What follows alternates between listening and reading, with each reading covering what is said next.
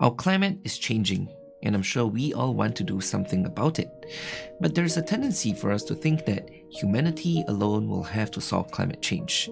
While it has to be, right, we cause climate change, and we have all these new technologies, there's plenty of capital in the world looking to invest into the energy transition, and more importantly, we now have a global resolve to reach net zero by 2050. But here's the secret. While we indeed have to take action as a humanity, we don't have to do it all by ourselves. The title of this video says it all. Earth has been quietly helping us to fight climate change, but it also needs our help. Intriguing, isn't it? Well, I know your time is precious, so here's the bottom line. Earth's natural systems absorb around 20 gigatons of CO2 per year. In other words, that's 20 gigatons of CO2 that it's removing from the air, and that is around half of what we emit each year. So if we can get our emissions just down to half, we can effectively stop the increase in atmospheric CO2, halt the rise in global temperatures, and thereafter be on our way to reversing some of the climate damage that we've caused. Now, if that piqued your interest, I am going to show you exactly how in this video. So sit tight and let's get to it.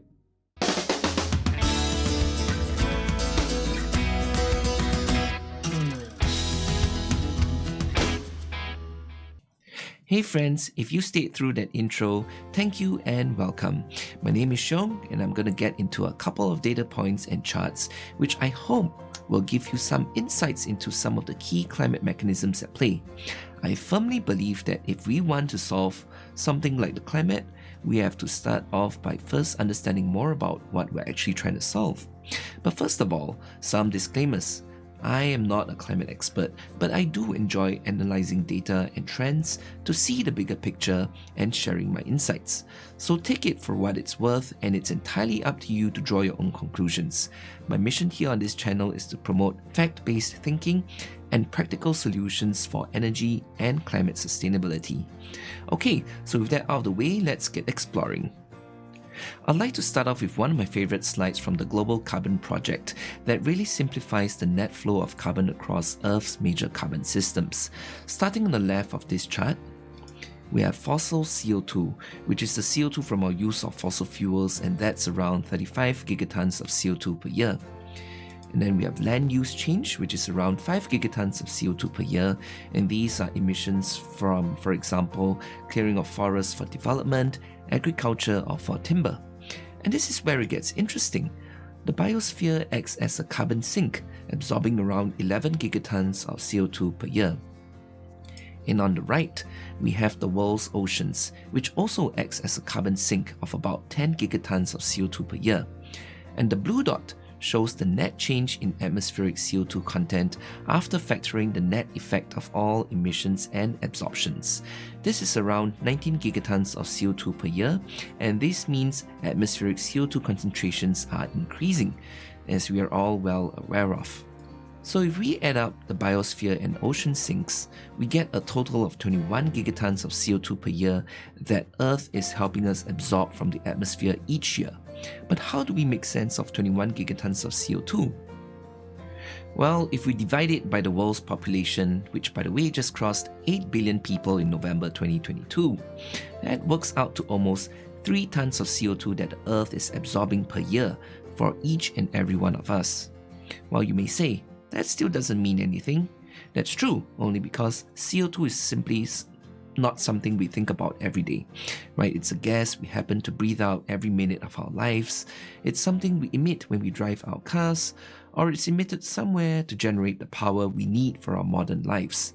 Unfortunately, despite it being all around in our lives, it is also an invisible gas, at least to our eyes. If we could somehow see the infrared spectrum, then maybe this wouldn't be the case. Well, as the saying goes, out of sight, out of mind. Now this has to change. The only way we're going to get our climate fixed is if we start pricing the externality costs of CO2. For example, $150 per ton of CO2 is often cited as the threshold of when clean energy options become competitive with fossil energy. So suddenly, that 3 tons of CO2 is starting to look quite interesting, isn't it? That's a $450 dividend that Earth is giving to each of us each year. Well, what's even more encouraging is that with the energy transition now underway, a new business model has been created to capture CO2 directly from the atmosphere and store it permanently into the ground. That is called direct air capture, or DAC. And think about it, that's exactly what the land and ocean sinks are effectively doing. However, DAC today only captures and stores around 10,000 tons of CO2 per year, or around 1,000,000 times smaller than what Earth does. So it does have a long way to go. An example of a company doing DAC is Climeworks, which raised over $600 million of investor capital earlier this year to expand its operations from 4,000 tons to 40,000 tons of CO2 per year. Climeworks allows customers to capture and sequester CO2 starting from $30 for 25 kilograms of CO2, or effectively a rated price of $1,200 per ton of CO2. Wow, what a windfall. Our 3 tons of CO2 is now worth $3,600 per year. At a global level, Earth is effectively contributing $25 trillion on an annual basis, or about 30% of global GDP. Now, that's really significant, and yet this is something that's not common knowledge and not widely understood. So if anything, I hope this video will change your perception of the Earth's role in absorbing CO2 from the atmosphere and how we can work together with the Earth to fix our climate. So here's the key question. What if you could just target to emit less than the rate of absorption of the natural sinks, or around 21 gigatons? Would that mean atmospheric CO2 would actually start decreasing and potentially reverse global warming? If this is possible, it would be both hugely fascinating and fundamentally different from the way the carbon budget is generally communicated in mainstream media, which is that we only have a certain amount of CO2 left that we can emit before our world is cooked and we are doomed forever. Just so we're on the same page, here's how the carbon budget is usually presented. Think of our atmosphere as a bucket. We're starting from a base level of CO2 that just predates the industrial period, and we're starting from the bottom of the bucket and filling it up. In the entire 19th century, the whole world emitted just over 40 gigatons of CO2, just slightly more than what we emit in 1 year in the present day. And in the first 50 years of the 20th century, our cumulative CO2 emissions rose to around 230 gigatons. It accelerates in the second half of the century and quadruples our total to over 1,000 gigatons. And in the first 2 decades of the 21st century alone, we've added another over 60% to our cumulative emissions. Clearly, it is an accelerating trend and a serious cause for concern. And now the world has its eyes on the cumulative levels of CO2 corresponding to global temperature changes of 1.5 and 2 degrees Celsius. Based on the IPCC report on global warming, the cumulative CO2 emissions to hit 1.5 degrees corresponds to around 2,200 gigatons.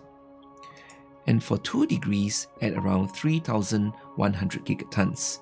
If we continue emitting CO2 at about current rates, we are on track to exceeding the 1.5 degree threshold in about under 10 years and the 2 degree threshold in about another 20 years. Now that's indeed scary. But as we've just explored, the concept of a finite carbon budget isn't entirely accurate. At a very high level, the amount of CO2 in our atmosphere is a function of both emissions as a result of human activities and also the rate of net CO2 absorbed by Earth's natural systems. So we need to think in terms of both emissions and absorption. So when we start to consider the interactions between various carbon sinks, instead of a single bucket that only fills up in one direction, the atmospheric bucket is connected to 2 others, the land and ocean buckets, which are in turn connected to a much larger sink, the Earth's lithosphere. Carbon flows between the buckets are sizable in the gigaton scale per annum, whereas carbon flows between land and ocean into the Earth's lithosphere are much smaller and slower processes that occur over hundreds of thousands to millions of years to become the fossil fuels and sedimentary rocks. When we extract fossil fuels and use them, we're very quickly releasing that carbon back into the atmospheric bucket. So now we have a simple illustration of how the major carbon systems are linked. So the key question is, what determines the rate of CO2 absorption into the carbon sinks? Well, let's consider what happens when we start to fill up one bucket with water. We can expect that because they are connected, the water will start flowing into the two other buckets until the water level evens out. So one of the most obvious variables that determines the rate of flow is the difference in water levels. When the water levels are initially far apart, water will flow relatively quickly, gradually slow down, and completely stop after the water levels are equalized. The second variable is the presence of and the size of the connecting pipes. The larger the pipe, the faster the water levels will equilibrate. So when CO2 concentrations in the atmosphere rises, it's analogous to the water level in our atmospheric bucket going up. Accordingly, the differential builds up and the rate of CO2 absorption by the ocean and land sinks would increase. To test this model, I gathered data on rates of CO2 absorption into ocean and land sinks and plotted them against atmospheric CO2 concentrations. And wow, look at how these data points line up, showing a strong positive correlation, especially so for the ocean sink on the right. As we would anticipate, the higher the CO2 concentrations in the atmosphere, the higher the rate of CO2 absorption into the land and ocean sinks. And this corroborates with what was reported in the IPCC 6th Assessment Report. It explains the influence of anthropogenic CO2 emissions and emission scenarios on the carbon climate system is the primary driver of ocean and terrestrial sinks as the major negative feedbacks that determine the atmospheric CO2 levels. Now, this is a mouthful, but worth understanding clearly. Basically, what it is saying is that our CO2 emissions is the primary driver of how effective the natural sinks are in absorbing CO2, which is what we saw in the charts. And this absorbing of CO2 acts as a major negative feedback to mitigate the increase in atmospheric CO2 levels. Now you might be asking, wait a minute, you're saying that the more we emit, the more effective the carbon sinks are? That's got to be a good thing for the climate, right? Well, not quite. It's just like the more weight a person gains, both fat and muscle mass, the higher one's basal metabolism rate becomes. But that's really just to compensate for the extra fat that the body doesn't really need, and the body has to work harder to perform normal body functions. In other words, obesity. So we can't quite think of increasing CO2 emissions as a good thing. So with this feedback mechanism in mind, we can start to put together a simplified climate model and understand exactly how our emissions interact with the climate system to affect global temperatures. So we start off with our emissions in the left box here, and this is what we can control, aim to reduce, and changes in this box will greatly influence the whole climate system. We add on our land and ocean sinks, which as we've discussed has a positive correlation with atmospheric CO2. Our emissions minus the absorption into the natural sinks gives us the net change in atmospheric CO2. And up to now, we have been talking about CO2 in gigatons, or a measure of weight or mass. But by plotting it against change in CO2 ppm, which is a measurement of CO2 by concentration, we get another linear relationship as we would expect. Moving on, all this annual increase is going into a pool that accumulates these changes. And this is the CO2 ppm reading which we see rising rapidly year on year. This is also where the feedback loop happens, and where the higher the amount of CO2 in the atmosphere, the larger the rate of absorption into the carbon sinks, thereby creating this negative feedback mechanism that helps the climate system counter our emissions. And finally, we need to understand the relationship between global temperature against atmospheric CO2. And nature makes it easy for us to understand. We again have another linear relationship between temperature and CO2 in the atmosphere. And based on this chart, you can really think of CO2 as a blanket. The more layers we put on, the warmer we feel. And then the converse should also be true. As we remove the layers, temperatures should also come down. But there is a big caveat to this model, of course, and that is atmospheric CO2 is just one of the major factors that determines the equilibrium global temperature. The other two major factors are one, the amount of solar energy we receive from the sun, which is relatively consistent in the timescale of our human lifespan, and two, the albedo effect, which affects how much of the incoming solar energy is reflected and radiated back into space.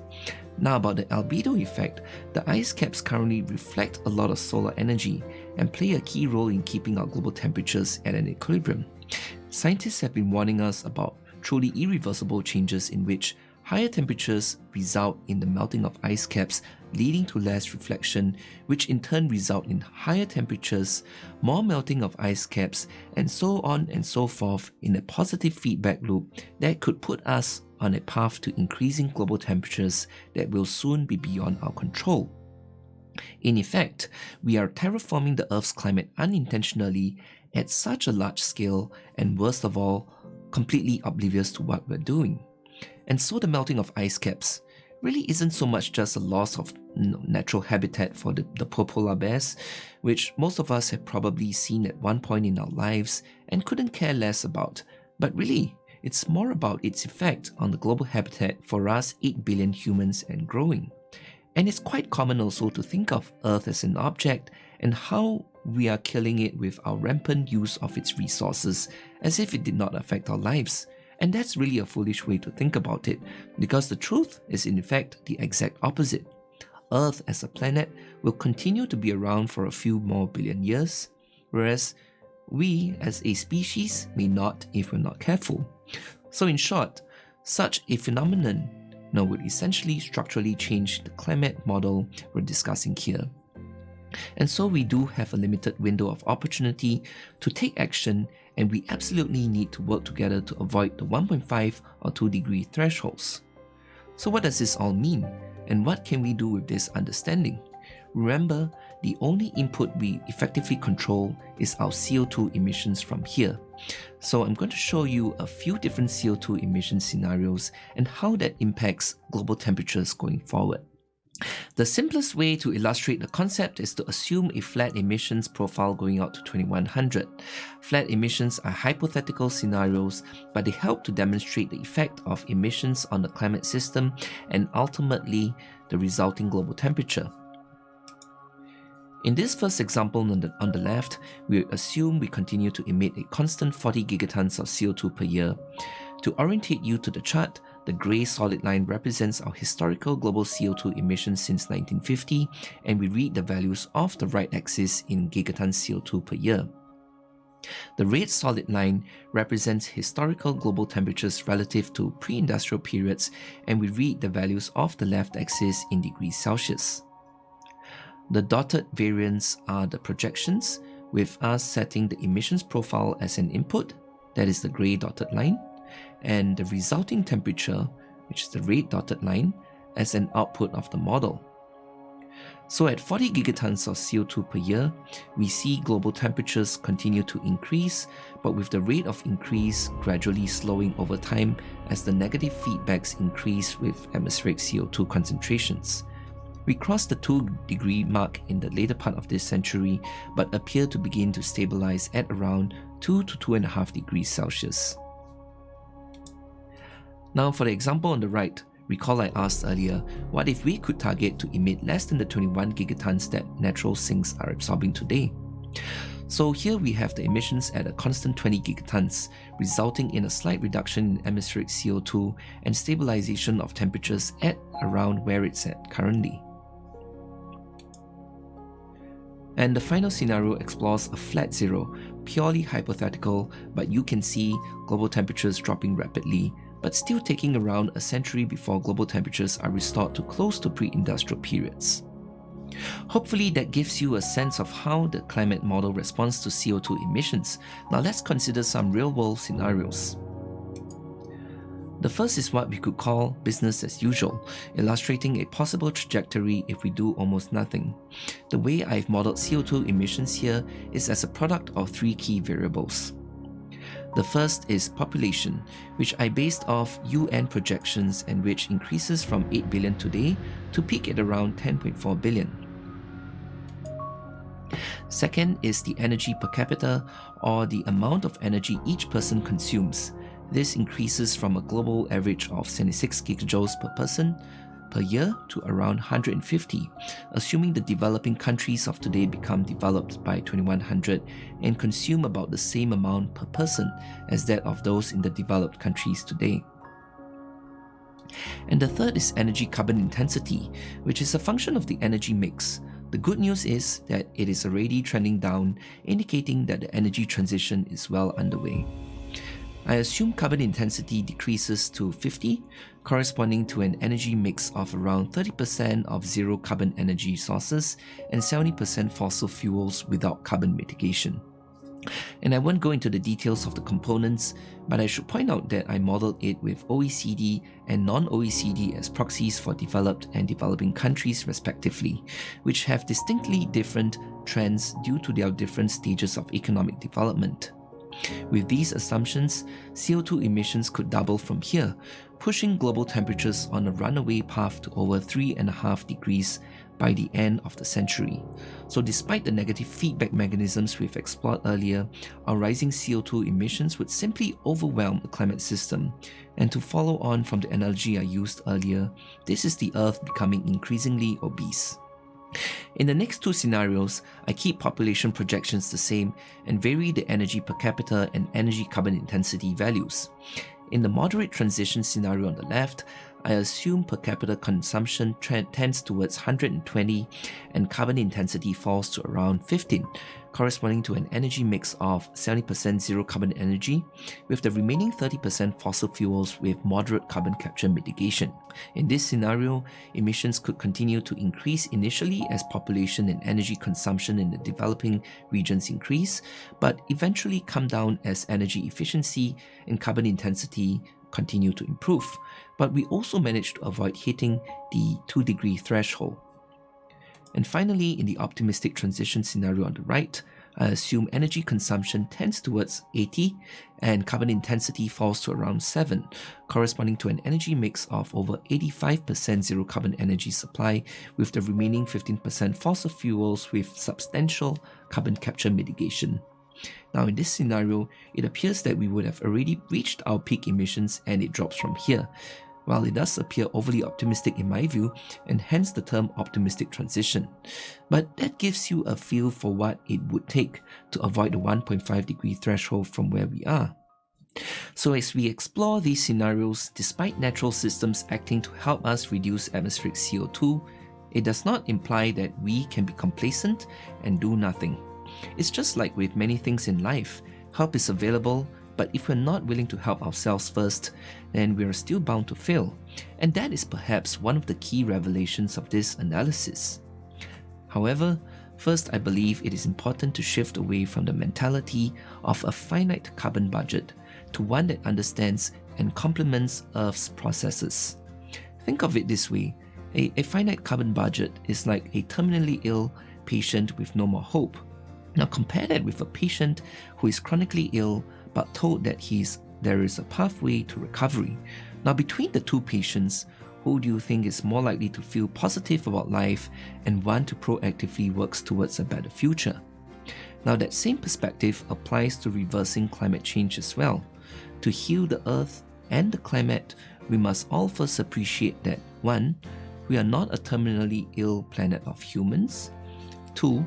We must realize that we are just chronically ill and must devote a good part of our consciousness towards seeking urgent, and I would add practical solutions. 3. To do that, we need to understand more about our condition, the remedies available, and be prepared to take the bitter pill towards recovery, and it will be a very bitter pill. And finally, 4. We may have to contemplate that this may be less of a mission to save Earth and the climate, but in fact more about how we ensure the survival of our species. Whether or not we will be able to meet our climate goals by 2050 is going to depend on what we do in this decade from now till 2030. We will still have to proactively reduce our energy consumption, carbon intensity, and develop strategies that include over 80% of the world's population living in the developing regions and whose energy requirements are still catching up with the developed 20%. We will need the active participation of everyone, but working together as a humanity isn't going to be a walk in the park. We're 8 billion people located across diverse regions of the world that experience climate change to different degrees, and each with vastly different economic and social circumstances, trying to pave a common path for humanity. Now, that's no easy feat. It supposes that each of the 8 billion people can value the common good of humanity, of those living and those of future generations, above and over the personal sacrifices that each of us will have to make. And that is contrary to human psychology, which naturally prioritizes self-interest. The rise in geopolitical tension in recent years is only going to make this even more challenging. In this regard, there was a recent interview of Frans Timmermans, who is the Executive Vice President of the European Commission for the European Green Deal, where he was asked about the challenges of getting all 27 member states of the EU on board with the Green Deal, given that each member state has different interests, enthusiasm, commitment, and circumstances. And his answer is very relevant to this discussion. Quote, "It's a challenge, but there is also beauty in it, because it forces us to come up with proposals that could arrive at a consensus. We have to look at all the interests of the member states and to make sure we make all of them equally unhappy," unquote. And that's really interesting. The energy transition is really not about making everyone happy, but about sharing the pain. In essence, the social aspects of the energy transition around how we communicate and debate ideas and strategies, how we identify common ground and common sacrifices, and how we allocate limited resources in ways that consider the interests of everyone today and in the future are going to be more important than the technology and market aspects of the transition. What sacrifices are each of us, individuals and collectively as a humanity, willing to make? How can we convince everyone and promote a sort of global consciousness shift towards looking beyond our individual interests to make and support actions that benefit the greater good of humanity and the climate? And no, we don't have to and should not resort to guilt, shaming and blaming as many of the prevalent narratives promote. When we try to pin blame and guilt shame certain stakeholders, we lose their support. We create factions and promote disharmony when we really should be promoting cooperation. We digress and lead discussions down the rabbit hole of subjective morality, for which there are 8 billion opinions, and ultimately we will lose focus on our key challenges and the objective options we must all work together on to finally make a real change. I'd love to discuss this further in future videos, and I'll leave you with these issues as food for thought. If you made it this far, thank you so much for staying through. Do you agree or disagree with my analysis? Comment below, and I'd love to hear from you.